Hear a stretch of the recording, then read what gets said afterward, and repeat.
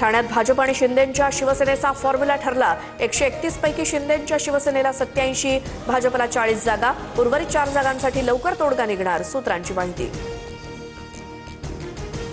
मुंबईत ठाकरे बंधूंकडून पवारांच्या राष्ट्रवादीला केवळ 16 जागांचा प्रस्ताव दिल्याची माहिती। अपेक्षित प्रतिसादाअभावी राष्ट्रवादीची कोंडी, 16 जागा तरी सोयीच्या असाव्यात, राष्ट्रवादीची भूमिका।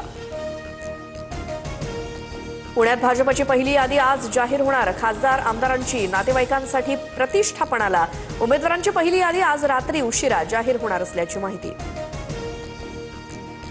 पुण्यात महाविकास आघाडीतील 3ही पक्ष प्रत्येकी 50 जागा लढवणार। उर्वरित 15 जागा समविचारी मित्र पक्षांना देणार, सूत्रांची माहिती।